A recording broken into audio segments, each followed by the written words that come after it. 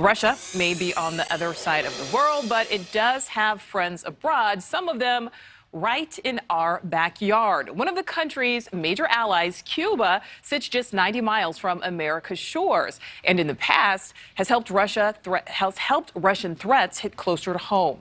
Correspondent Brian Enton is live for us in Miami. So, Brian, Cuba and Russia, they really have some long-standing ties here, but they're not the only Russian ally in our neck of the woods.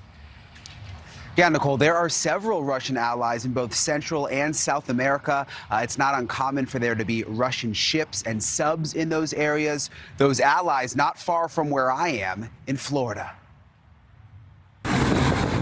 While the war and the Russian military might seem on the other side of the world, it's easy to forget that 3 Russian allies are in the Western Hemisphere: Venezuela, Nicaragua, and Cuba, just 90 miles off the Florida coast.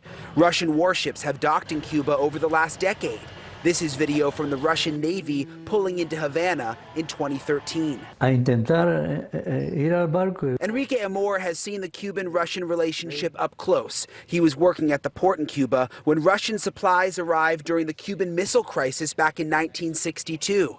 That stemmed from an escalation between the U.S. and the then Soviet Union. The first boat arrived at the dead of the night. The Port Authority went to check on the boat and the military took him out. Based on what you saw then, are you concerned now that Cuba has this relationship with Russia?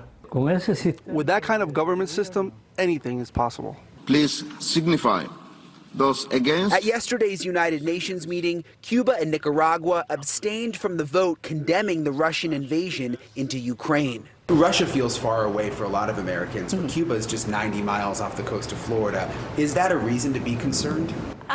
It's possible that Putin would want to move into Cuba the way that Khrushchev did in the 1960s, but I don't think it's very likely at this point. Barry University professor Dr. Leah Blumenfeld says while the Russian missile crisis does have some similarities to what's happening right now, it was a very different situation. She's concerned for European countries close to Russia, but says at this point she does not suspect Russian troops would end up near the United States. I don't think it would be strategically sound for Russia to expand its aggression into the Western Hemisphere in such a way.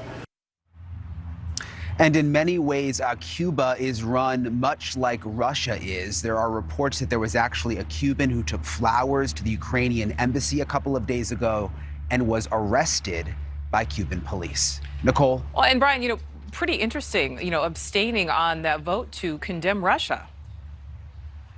Yeah, you can look at that 2 ways. Obviously, abstaining, not necessarily supporting Ukraine. But at the same time, some people are saying it's actually a good sign that they abstained. They're not really making their position known at this point. Cuba also has relationships with Europe, a lot of European tourists there. So the experts I spoke to today said they're sort of waiting this out before they decide one way or the other. Thank you for watching. Click the red subscribe button below so you can get more of NewsNation's fact-driven, unbiased coverage.